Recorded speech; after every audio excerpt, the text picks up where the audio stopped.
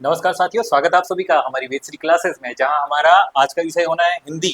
ठीक है, तो सामान्य हिंदी की थोड़ी चर्चा कर लेते हैं और आगामी परीक्षाओं के लिए शब्द जो भेद हैं वो बहुत महत्वपूर्ण है। तो शब्द भेद सामान्य हिंदी का एक बहुत महत्वपूर्ण भाग है, जिसमें हमने इससे पहले वर्ण पढ़ लिए थे, स्वर पढ़ लिए थे, व्यंजन पढ़ लिए थे। तो उसके बाद बारी आती है बच्चों शब्द की, कि वास्तव में शब्द है क्या। तो जैसा कि मैं आपको इससे पहले जानकारी दे चुका हूं, शब्द होगा क्या। तो शब्द क्या होगा? अक्षर, या इसी को हम यदि कह ले वर्ण, तो वर्णों का जो संग्रह है या सार्थक मेल। सार्थक का मतलब उसका अगर आप शब्दों को आपस में जोड़ भी रहे हैं तो उनका अर्थ भी होना चाहिए। तो अर्थ सहित जो शब्द होंगे उनका मेल क्या कहलाएगा? वर्णों या अक्षरों का सार्थक मेल क्या कहलाएगा हमारे बच्चों? शब्द कहलाएगा। ठीक है ना, शब्द हमारा बन गया। क्या हम किसी को भी शब्द बना सकते हैं? यदि हम वास्तव में अभी आप और मैं बातें कर रहे हैं, तो मेरी बातें तो मैं कर रहा हूं आपसे, आप मेरे को देख रहे हैं। तो जैसे मैं आपको कुछ बता रहा हूं, तो मेरे बताने में जितने भी शब्द आ रहे हैं, इन शब्दों की उत्पत्ति वास्तव में हुई कहां से, इनका स्रोत क्या था, इनका इतिहास क्या था, इनकी बनावट कहां से आई, इन शब्दों का वास्तव में अर्थ क्या है। तो इसी आधार पर हम देखते हैं कि वर्ण या जो अक्षर है इनके भेद होते हैं, इनके प्रकार होते हैं। तो वो किस आधार पर होते हैं, आज हमारा मुख्य विषय वही होना है। ठीक है ना, तो चलिए एक बार हम इस क्रम को देखते हैं और इस क्रम में हम देखते हैं कि शब्दों का जो वर्गीकरण है, या शब्द हमारे किस प्रकार से उत्पत्ति के स्रोत पर आते हैं, या शब्द हमारे कैसे बने, इनका हम मुख्य कारक देखते हैं और इन कारकों में देखते हैं कि शब्द का वर्गीकरण वास्तव में कितने प्रकार से हुआ। तो यदि आपसे पूछता है कि शब्दों का वर्गीकरण कितने प्रकार से हुआ, तो वास्तव में आप देख सकते हैं 5 प्रकार से हुआ। पहला कौन सा हो गया? उत्पत्ति अथवा स्रोत या इतिहास के आधार पर। जब आपने देखा मानव आदम की तरह जीवन जी रहा था, मानव जंगली जानवर की तरह अपना जीवन जी रहा था, तो उसके पास कोई शब्द नहीं है। जैसे आप अगर बंदर को ही देखें, आप कुत्ते को देखें, तो उनके पास उनके जो सांकेतिक भाषाएं हैं वो तो उनके पास भाषा है, पर वास्तव में यदि आप कहेंगे कि आपके पास भाषा कौन सी है, आप हिंदी अगर कह रहे हैं, तो उसके मतलब है कि उसके कोई इतिहास के प्रमाण होंगे आपके पास, जब आप हिंदी को भाषा का दर्जा दे रहे हैं। और उसको यदि मैं आपको इस व्हाइट बोर्ड पर आपको मैं दिखा रहा हूं, तो मेरे पास इसको दिखाने के लिए मेरे पास वर्ण है, शब्द है। तो इन शब्दों का जो वास्तविक इतिहास है, इनका स्रोत है, ये आए कहां से। तो उस आधार पर शब्दों की जिनका हमारे पास इतिहास के स्रोत है या उनका हमारे पास उत्पत्ति का साधन है, कहां से हमने इसको देखा, तो सबसे पहला वर्गीकरण ये हो गया। तो इसी आधार पर हम इसे देखते हैं कि कितने प्रकार से होता है। मुख्य तौर पर ये 4 प्रकार से होता है। कितने प्रकार से हो गए? 4 प्रकार के। इसके बारे में आगे हम डिस्कस करने वाले हैं। तो पहला आता है बच्चों उत्पत्ति, स्रोत या इतिहास के आधार पर। ठीक है ना, तो शब्दों का वर्गीकरण सबसे पहला हमने क्या कह दिया? पहले कहा उत्पत्ति, उत्पत्ति मतलब जब इसका उत्पन्न हुआ। दूसरा स्रोत, स्रोत मतलब ये कहां से आए या इनका इतिहास क्या था। तो इस आधार पर बच्चों हमारे जो ये कहा मैंने कितने प्रकार के होते हैं? 4 प्रकार से होते हैं। तो सर ये 4 प्रकार कौन कौन से होते हैं? तो सर सबसे पहले इसका जो भाग है, पहला होता है हमारा तत्सम। कौन सा होता है? तत्सम। दूसरा होता है बच्चों तद्भव। क्या होता है? तद्भव। तीसरा होता है बच्चों देशज, देशज। चौथा होता है हमारा विदेशज। कौन सा होता है? विदेशज होता है। ठीक है, तो ये 4 इसके मुख्य भाग होते हैं। अब इन 4 भागों में यदि मैं आपसे बात करता हूं हमारा तत्सम, तो तत्सम है क्या? तत्सम शब्द कौन से शब्द होते हैं? तो वे शब्द हैं जिनकी उत्पत्ति या जिनका स्रोत या जिनका इतिहास का आधार हमारे वेद रहे, संस्कृत रही, जो इतिहास के जो हमारे प्रमाण रहे, उनसे इसका संबंध है। तो तत् का अर्थ क्या होता है? तो ये 2 शब्दों से मिलकर बना रहता है, एक तो है तत् और दूसरा होता है सम। ठीक है ना, तद का मतलब होता है बच्चों उसके, क्या? उसके। सम का मतलब होता है समान। किसके समान? अब किसके समान होगा ये होगा संस्कृत के समान। तो जब आप कहते हैं कि भाषाओं की आदि जननी हमारी संस्कृत है, तो उसके ही तो समान सारे शब्द होंगे। तो जो उस भाषा के समान होंगे या संस्कृत के समान होंगे, उन शब्दों को हम कहते हैं तत्सम शब्द। आप समझ पा रहे होंगे, तो उन भाषा के शब्दों को हम कहेंगे तत्सम शब्द। तो आप यहां पर अगर इसकी परिभाषा लिखना चाहें, तो आप इसकी परिभाषा भी लिख सकते हैं। क्या लिखेंगे? वे शब्द जिनकी उत्पत्ति, जिनकी उत्पत्ति संस्कृत से होती है, अथवा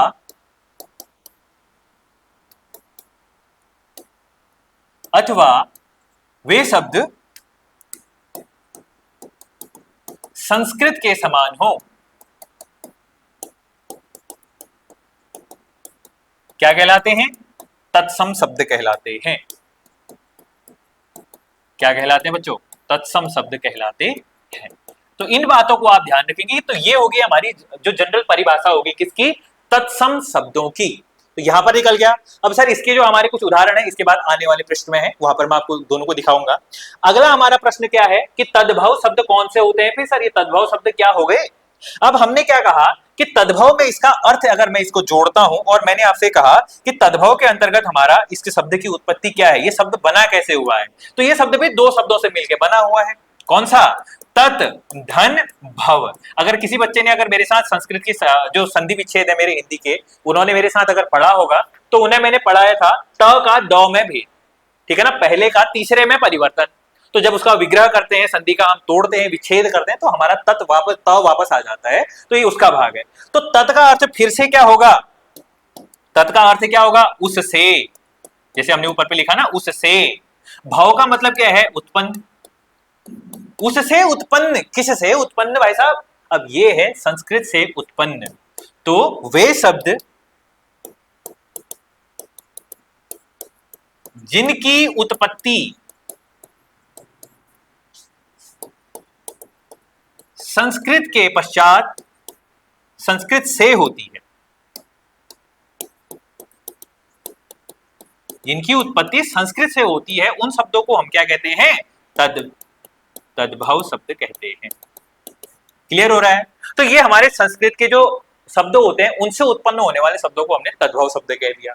ठीक हो गया। इसके बारे में हम अभी इसके बाद डिस्कस करने वाले हैं। तो चलो एक बार इन दोनों को समझने का प्रयास करते हैं। तो सर ये कौन सा विषय है, चलिए देखिए एक बार इसके कुछ उदाहरण हम देखने का प्रयास करते हैं। तो जैसे अगर मैं लेके आऊं बच्चों, ये हो गए आपके तत्सम शब्द। कौन से शब्द, तत्सम शब्द हो गए। और इसके बाद यहां पर मिट गया है, ये है हमारे, मान लो इनको देख लो, तत्सम शब्द, और ये हो गया तद्भव शब्द। ठीक है। अब आपने देखा संस्कृत से जो उत्पन्न शब्द थे, जैसे उनमें मैंने लिया एक शब्द ऋतु। कौन सा शब्द लिया, ऋतु लिया। अब इस ऋतु शब्द में आपने देखा कि ऋतु हमारा संस्कृत का जैसा शब्द है उसी को उठाया गया। तो संस्कृत के ज्यों के त्यों शब्दों को हमने क्या कह दिया, तत्सम शब्द कह दिया।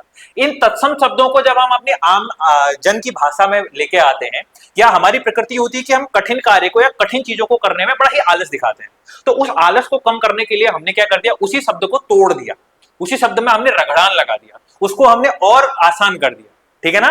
तो हमारा ऋतु का क्या हो गया, री, जो संस्कृत का हमारा शब्द था उसको हमने हिंदी के री में परिवर्तित कर दिया। या अगला मैं बोलूं कोटि, आपको कोटि बोलने में समय लग रहा है और कोटि बोलने में आपकी जिह्वा जो मुड़ रही है, आपको उसको बोलने में कठिनाई हो रही है, तो आपने कोटि को क्या बोल दिया, करोड़ बोल दिया। आसान शब्दों में आप लेके आ गए ना उसे। तो अपनी आमचाल की जो भाषा है आप उसको आसान कर रहे हैं, तो वो तद्भव बन गया। तो संस्कृत के शब्दों से उत्पन्न जो हमारे शब्द हैं वो तद्भव कहला रहे हैं। या संस्कृत के समान, जिसके समान है, किसके समान है, संस्कृत के समान शब्दों को हमने तत्सम शब्द कहा। या आम शब्द समझ में आ गया। और अगला हमने कहा, जैसे आप एक शब्द का प्रयोग करते हैं फल के लिए, केला, तो केला आया कहां से, तत्सम जो शब्द है उसका कदली। तो कदली का तत्सम क्या हो गया, सॉरी, कदली नामक जो तत्सम शब्द है उसका तद्भव क्या हो जाएगा, क्योंकि इसी से उत्पन्न होता है। जैसे अगर मैं आप ही का नाम लेता हूं, जैसे किसी का नाम अगर मान लीजिए आप, अगर आप मान लीजिए किसी का नाम दिवाकर है, ठीक है, उसके घर वाले उसे दिवाकर नहीं कहेंगे, या तो उसे दिशु बोलेंगे या दिव बोलेंगे, कुछ उसका नया नाम रखने की कोशिश करेंगे। मतलब क्या है कि सरलता की ओर जाएंगे। ठीक है ना। तो यहां पर अगर आप देख रहे हैं तो आप सरलता की ओर भाग रहे हैं, तो वही तत्सम शब्द को भी तोड़ के आप आसानी की ओर जा रहे हैं। ठीक है ना, सरलता की ओर जा रहे हैं। अगर आपने कहा अट्टालिका नाम का शब्द आया और उसको आपने तोड़कर कह दिया अटारी, जो कमर में डालने वाली अटारी होती है ना, तो अटारी नाम की जो छोटी सी चाकू होती है, तलवार से होती है, छोटी सी कमर में लगती है, तो उसे हमने क्या कह दिया, अट्टालिका ना बोलकर हमने अटारी बोल दिया। देखो कितना आसान शब्द बोलने में आया। तो आप अपने भावों को आसानी की ओर ले जा रहे हैं, सरलता की ओर ले जा रहे हैं, तो उन शब्दों को आपने क्या कह दिया, हमारे तद्भव शब्द कह दिया। अगला, जैसे आपने यहां पर शब्द लिया अंधकार, तो अंधकार का आपने क्या कह दिया, अंधियारा।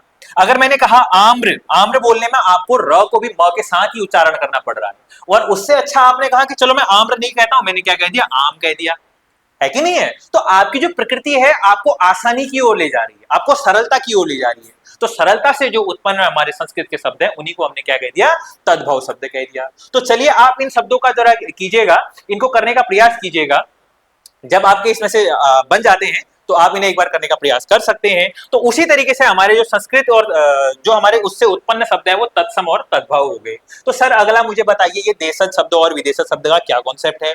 तो चलिए एक बार बात करते हैं देशज के बारे में। तो एक तो मैंने कहा जिनका इतिहास या स्रोत हमारा संस्कृत के समान होगा वो हमारे कौन से शब्द हो गए, तत्सम। संस्कृत से उत्पन्न शब्द तद्भव हो गए। अब आगे मैं बात करता हूं देशज शब्द की। तो देशज शब्द क्या होते हैं गुरु? तो देशज शब्द वे शब्द होते हैं जिनकी उत्पत्ति का कोई स्रोत ही नहीं है, जो हमारे पास आधार है कोई आधार ही नहीं है, तो उन शब्दों को हमने देशज कहा। ठीक है ना। इसमें मैंने क्या कहा, वे शब्द जिनके इतिहास या स्रोत का कोई आधार नहीं होता है। ठीक है ना। इसमें क्या कह रहे हैं, वे शब्द जिनकी उत्पत्ति अथवा इतिहास का कोई प्रमाण नहीं होता है, तो उन शब्दों को आप क्या कहते हैं, देशज शब्द कहते हैं। जैसे आप अभी आम जन की भाषा में बात करते हैं ना, इसके उदाहरण क्या हो सकते हैं। जैसे आप बात करते हैं खटिया, कहते हैं खटिया, चलिए इसे दूसरी पेन से लिखते हैं। जैसे आपने क्या कहा बच्चों, खटिया, और वो खटिया के बाद आपने कहा लोटा। इन शब्दों का कोई स्रोत का इतिहास है ही नहीं। ठीक है, आपने क्या कहा, खटिया, आपने कहा लोटा, आपने कहा चोटी, ठीक है, आपने कहा थैला, आपने कहा मैला। तो ये शब्द के इतिहास का बच्चों कोई आपके पास प्रमाण नहीं है, ये कहां से आए। इनको आपने आम जन में उत्पन्न किया और आम जन में ही इन्होंने आपने प्रसार किया, अंततोगत्वा आपके पास शब्द उत्पत्ति हो गई। तो इन शब्दों को आपने कौन से शब्द कहा, देशज शब्द कहा। अगला शब्द आता है हमारा विदेशज शब्द। तो उम्मीद करता हूं आपको ये समझ में आ रहा होगा। अगर नहीं आ रहा होगा तो एक बार रिवाइज करके इस वीडियो को जरूर देखने का प्रयास कीजिए। ठीक है ना। तो यहां पर देखिएगा, और अगला हमारा शब्द क्या आ रहा है बच्चा, विदेशज शब्द आ रहा है। अब विदेशज शब्द क्या है, जैसा कि आप जानते हैं भारत कभी स्वतंत्र था ही नहीं। ठीक है कि नहीं है। कभी यहाँ पर हमारे अरबी फारसी आ जाते हैं, कभी हमारे यहाँ पर अंग्रेज आ जाते हैं, कभी पुर्तगाली आ जाते हैं, कभी डच आते हैं, कभी डेनिश आते हैं, कभी मुगल शासकों का शासन चलता था। तो भारत हमारा एक हिसाब से कि चलता आ रहा है आक्रांताओं से, है कि नहीं है। तो यहाँ पर शासन करने वालों की संख्या बाहर से आने वाली संख्याओं में बहुत ज्यादा हमको देखने को मिलती है। तो उसी आधार पर वो अपने साथ शब्द भी लेके आते हैं, अपने साथ लेखक और कवि भी उस क्षेत्र के लेके आते हैं। तो जब भारत में विदेशों से अपनाए गए शब्द जो वर्तमान में आम जन की भाषा के रूप में परिवर्तित हो गए, उन्हें हमने क्या कहा, विदेशज शब्द का। जैसे आप जानते होंगे, आपने नाम सुना होगा, आप अपने आसपास में बात करते होंगे, जैसे लालटेन है, कहते होंगे ना, लैंटर्न होता है। अगला आप बात करते हैं एक हमारा जो लिक्विड ऑयल होता है जिसको आप दरवाजे में लिपापोती के लिए लगाते हैं, तो उसमें आप बात करते हैं तारपीन। तो टर्पेंटाइल ऑयल होता है वो, पेड़ से निकलने वाला ऑयल। तो आपने उसको क्या बोल दिया, तारपीन। ठीक है, पापा काम पे जा रहे हैं या पापा ऑफिस जा रहे हैं। ऑफिस तो अंग्रेजी में हो गया, आप सामान्य आम जन की भाषा में लेके आते, तो आप बात कर रहे हैं ऑफिस। ठीक है, और आप बात करते हैं, जैसे आप पानी पीने वाले बर्तन का इस्तेमाल करते हैं, तो आप बात करते हैं बोतल की। तो बोतल भी हमारा, बोतल भी हमारा क्या बन गया, बोतल बन गया। तो इस तरीके से आपने देखा। और हमारा जैसे अखबार हो गया, विदेश से ही हमने इसको ग्रहण किया, अखबार अरबी फारसी शब्द, ठीक हो गया ना, अखबार हो गया, औरत हो गया। तो ये जो शब्द है बच्चों हमने विदेश से ग्रहण किए, इसके लिए हमने कोई नए शब्द की उत्पत्ति नहीं किया, हमारे वेदों में या हमारे ग्रंथों में इसका उल्लेख या वर्णन नहीं किया गया था। तो इस आधार पर आपने इस उत्पत्ति या स्रोत या इतिहास के आधार पर आपने 4 प्रकार के शब्द देखे। ठीक है ना। तो इन शब्दों को एक बार जरा सा देख लेते हैं, और बाकी मैं एक बार आपको यहाँ पर बता दूं, तो हमारी उत्पत्ति या स्रोत के आधार पर कितने शब्द हो गए, 4 प्रकार के शब्द हो गए। अगला हम क्या कह रहे हैं, रचना या बनावट के आधार पर ये 2 प्रकार के होते हैं। ध्यान देना, ये कितने प्रकार के होते हैं, 2 प्रकार के। एक तो होते हैं रूढ़ शब्द, या इन्हें बोला जाता है मूल शब्द, या इन्हें कहा जाता है व्युत्पन्न। इसके बारे में हम अगली वीडियो में बात करेंगे। ठीक है ना, व्युत्पन्न शब्द, क्योंकि अगर मैं इसको अभी कंटिन्यू ले जाऊंगा तो बहुत लंबी वीडियो हो जाएगी। ठीक है ना। ये भी 2 प्रकार से होते हैं, एक तो यौगिक शब्द, एक रूढ़ शब्द होते हैं। ठीक है, और हमारे जो प्रयोग के आधार पर होते हैं, ये भी हमारे 2 प्रकार से होते हैं। कितने प्रकार से, एक तो होता है हमारे सामान्य शब्द, और दूसरे होते हैं पारिभाषिक शब्द, जिनको आप परिभाषा के नाम से जानते हैं। ठीक है ना। पारिभाषिक शब्द, शब्द से ही पता चल रहा है परिभाषा जिनकी होगी। और व्याकरणिक प्राकार्य के आधार पर ये भी हमारे दो प्रकार से होते हैं। कितने प्रकार से होते हैं? दो प्रकार से। तो मैं आप सभी को बोलूंगा, पढ़ने वाले बाद में, तो इसको आप नोट जरूर कर लेना, ये आपकी परीक्षाओं में मुख्य तौर पर पूछे जाते हैं, बहुत इंपॉर्टेंट पॉइंट है।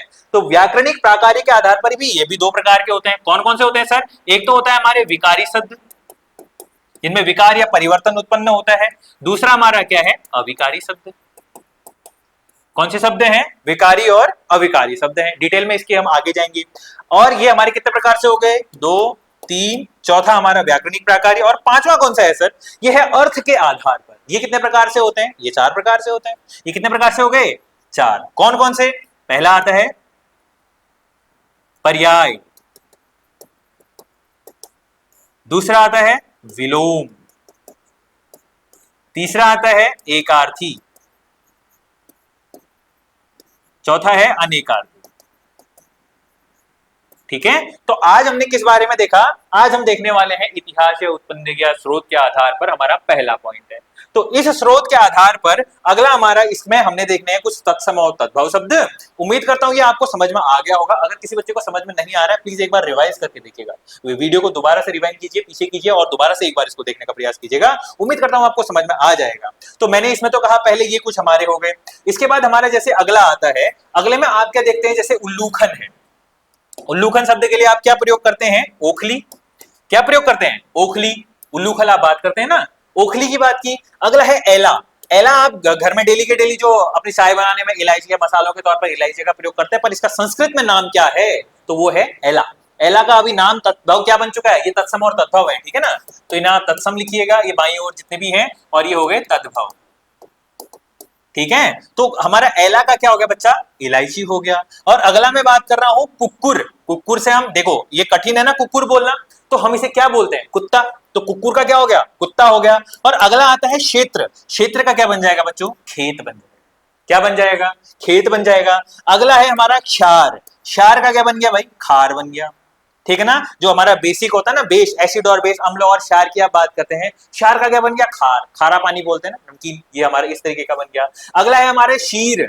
ठीक है ना, शीर का क्या बन गया? हमारा खीर बन गया। खीर के लिए जो वास्तविक शब्द है वो हमारा क्ष बनता था। अब आप क्ष यानी क्षत्रिय को उच्चारण करने में आपकी जो जीभ है आपको कठिनता की ओर ले जा रही थी, तो मानव ने क्या किया? अपनी प्रकृति के विपरीत उसने क्या किया? प्रकृति के अनुसार उसने क्या कर दिया? इसको आसान बना दिया और क्या बोलने लग गया? खीर बोलने लग गया। अगला ग्रंथि का क्या बन गया? गांठ बन गया। जैसे नॉड होती है ना, नॉड, जैसे हमने रस्सी को यहाँ पर गांठ बांध दिया है, तो आपने इसको क्या बोला? ग्रंथि बोला संस्कृत की भाषाओं में, तत्सम शब्दों में। पर आप इसको वर्तमान में क्या लेके आ चुके हैं? गांठ में लेके आ चुके हैं। अगला है गोधूम। गोधूम का अर्थ क्या होता है? गेहूं। कई बार पूछा गया बच्चों, ये आपसे यूपीएससी ने कई बार पूछा हुआ है, ठीक है ना। तो हमारा गोधूम का क्या हो गया? गेहूं हो गया। अगला यदि मैं बात करता हूं आपसे, अगला यदि मैं आपसे बात करता हूं किसके बारे में? घोटक। घोटक भी आपसे पूछा जाता है, तो घोटक का क्या हो गया? घोड़ा हो गया। और अगला हमारा क्या है? प्रश्विन। प्रश्विन का क्या होता है बच्चा? पसीना। अति महत्वपूर्ण है। फिर उसके बाद अगला आता है बच्चों चर्म। चर्म का क्या होता है? चर्म, चमड़ा या चाम। तो ये हमारे कुछ महत्वपूर्ण है, जैसे घोड़ा, घोटक, अति महत्वपूर्ण, प्रश्विन, पसीना, प्रस्वेद भी इसके लिए प्रयोग किया जाता है, ठीक है ना। प्रश्विन या प्रस्वेद या इसी का क्या हो जाता है? पसीना हो जाता है, ठीक है ना, इंग्लिश में जिसको स्वेट बोलते हैं आप लोग। और अगला क्या है? चर्म, चमड़ा। अगला क्या है? उपाध्याय। उपाध्याय का तद्भव क्या हो चुका है बच्चों? ओझा।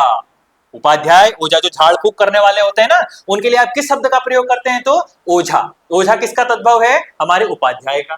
उपाध्याय हमारा तत्सम शब्द हो गया, तद्भव इसका क्या हो चुका है? ओझा हो चुका है। आगे की ओर बढ़ते हैं, तो आगे हमारा आता है कौन सा? कांश। कांश का क्या बना बच्चों? खांसी। कांस का क्या बनता है? खांसी बनता है। और इस हिसाब से फिर अगला हमारा जो शब्द है बलिवर्ध, ये क्या है? बलिवर्ध है, ठीक है ना। बलिवर्ध का क्या बना बच्चों? बैल। बलिवर्ध का शब्द क्या बना? बैल बना। आप यहां पर विशेष ध्यान देंगे, बैल बनता है। तो ये हमारा बन गया है बैल। अगला क्या है? कर्तरी। कर्तरी का क्या बन गया? कैंची, ठीक है ना। ये हमारा विदेशी शब्द है कैंची, तो कर्तरी इसके लिए प्रयोग किया जाता था और कैंची हमने इसके लिए क्या कर दिया? प्रयोग में ला गए, ठीक हो गया। अगला है नारिकेल। अब नारिकेल शब्द को यदि आप देखते हैं तो नारिकेल किसका है तद्भव? नारियल का। तो ये कुछ मेरे महत्वपूर्ण यहां पर प्रश्न थे। यदि मैं आपसे बात करता हूं श्रृंगाल, ठीक है ना, श्रृंगाल की यदि मैं बात करता हूं, श्रृंगाल की बात करता हूं, तो ये क्या बन चुका है? सियार, ठीक है। और मैं बात करता हूं शमश्रु। शमशरू का क्या बन के आया भाई? मूछ। अगला है द्रंष्टिका, लिखिए द्रंष्टिका। द्रंष्टिका क्या बन चुकी है? दाढ़ी। जो दाढ़ी आती है ना हमारे फेस पे, ये दाढ़ी का जो तत्सम शब्द है वो क्या बन चुका है? द्रंष्टिका का दाढ़ी बन चुका है। अगला क्या हो गया? बलिवर्द हो चुका है, बैल हो चुका है। अगला लिखिए द्यो। द्यो को क्या बोलते हैं हम? जुआ। ठीक है, द्यो का क्या बन चुका है? जुआ बन चुका है। अगला हमारा क्या है? मातृ, माता। पितृ, पिता। ठीक है ना, आप आसानी की ओर जा रहे हैं, आगे की ओर बढ़ रहे हैं। ठीक है, और अगला है घोटक। घोटक का क्या हो गया? घोड़ा। ठीक है ना, और अगला है तो इन्हीं को आप देख लीजिएगा थोड़े बहुत। ठीक है ना, तो ये कुछ मेरे और लिख दिए हैं मैंने, तो इनको आप जरूर करके याद रखिएगा। ठीक है, और आगे इस कहानी को और देखते हैं कि क्या हमारे कुछ और है। तो जैसे यहाँ पर लिखा गया है कर्तव्य, कर्तव्य हो गया, तो कई सारे यहाँ पर अकार्य का अकाज हो गया, अनर्थ का अनर्थ हो गया, अश्रु का आंसू हो गया, ये तद्भव है, यहाँ पर तद्भव है। ठीक है ना, ये है तद्भव, यहाँ है तत्सम। ठीक है, अगला मैं बोलूं अग्नि। अग्नि का आप बना चुके हैं आग। अग्नि का क्या हो गया? आग। अर्ध का आधा। अगम्य उंगली, अंगुली। ठीक है, अवतार का औरत। अगला है उंगुष्ठी, अंगुली, अंगूठा। ठीक है, इमलिका। अम्लिका क्या क्या हो चुका है? इमली। अम्लिका का क्या हो चुका है भाई? इमली। ठीक है ना, बहुत छोटे हैं शायद आपको दिख नहीं रहा होगा। अगला का क्या है? कृष्ण। कृष्ण का क्या हो चुका है हमारा? कान्हा। कृष्ण का क्या हो चुका है? कान्हा। अगला क्या है? केशरी का केहरी। ठीक है, ये हमारे संस्कृत के शब्द हैं और वो हमारे तद्भव शब्द हैं। ठीक है ना, तो इसी तरीके से कुछ शब्द हैं, अगर ये दिख रहा होगा तो उम्मीद करता हूं। और बाकी हम आगे बढ़ते हैं। आगे हमारे कुछ और उदाहरण हैं। तो इसमें हमने देखा देशज शब्द कौन कौन से हो गए। जैसे मैंने अभी आपसे कहा था ना, हमारे जो देशज शब्द हैं कौन से हो गए? पगड़ी हो गया, चोटी हो गया, और हमारा लोटा हो गया, ठेठ हो गया, ताला, झोला, अटकल, भोंदू, कटोरा, खर्राटा, खाट इत्यादि। तो हमारे ये शब्द क्या हो गए? हमारे देशज शब्द हो गए, जिनकी उत्पत्ति अथवा स्रोत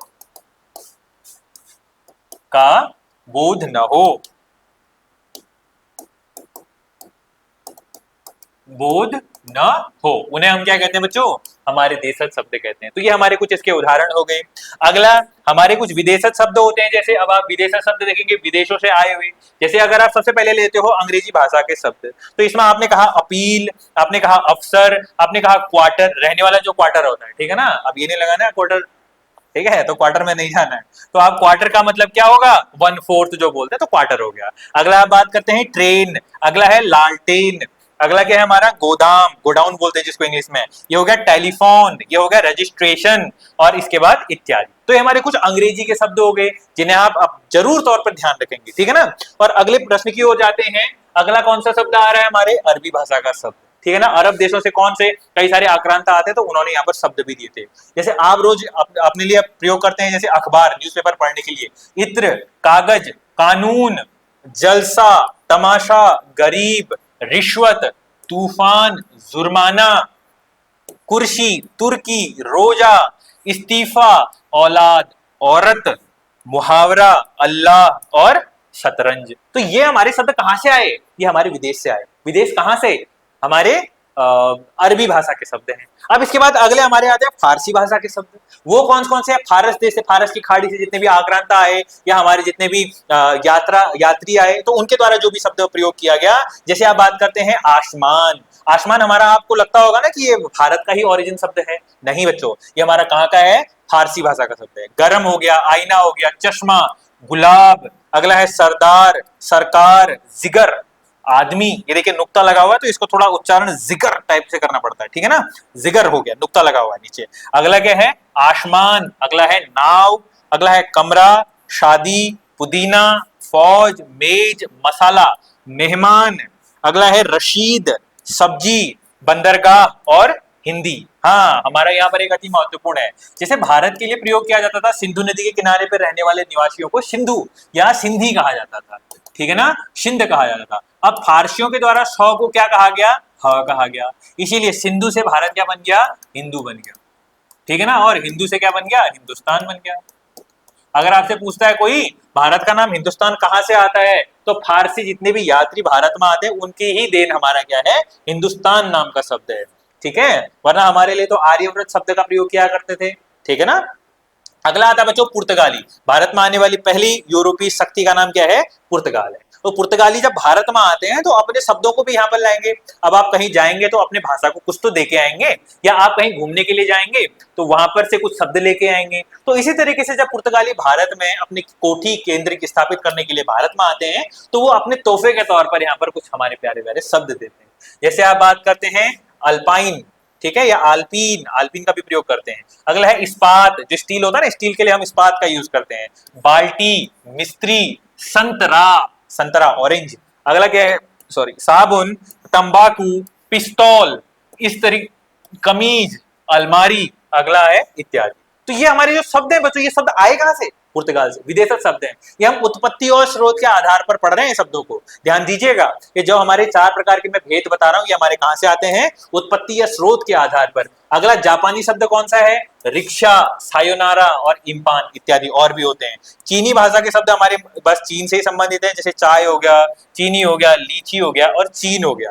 तो ये हमारे कुछ शब्द क्या हो गए, चीनी भाषा के शब्द हो गए।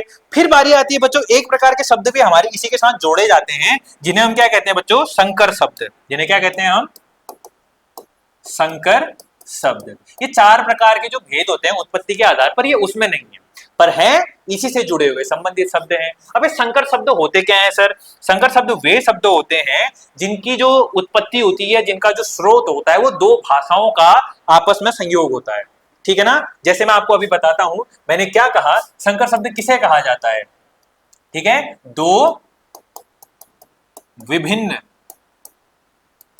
भाषा स्रोतों से निर्मित शब्द होते हैं, निर्मित शब्दों को क्या कहा जाता है भाई, संकर शब्द कहा जाता है।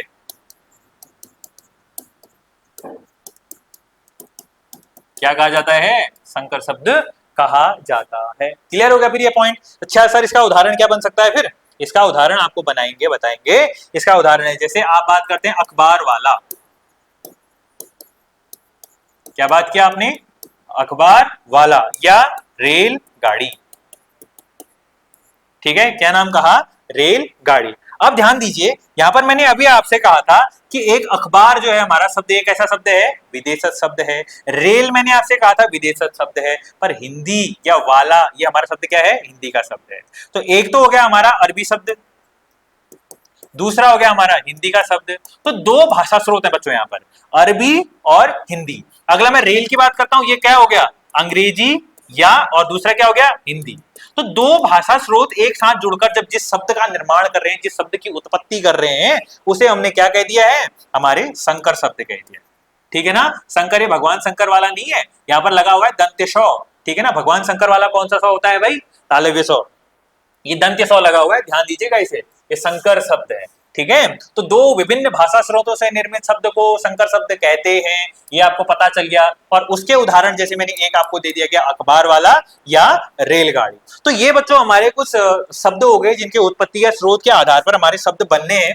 इसके बाद हमारा अगला जो टॉपिक बनेगा, इसको हम अगली वीडियो में कवर करेंगे, ठीक है ना। तब तक के लिए आप इसको पढ़िए और इसके साथ आप तैयारी कीजिए।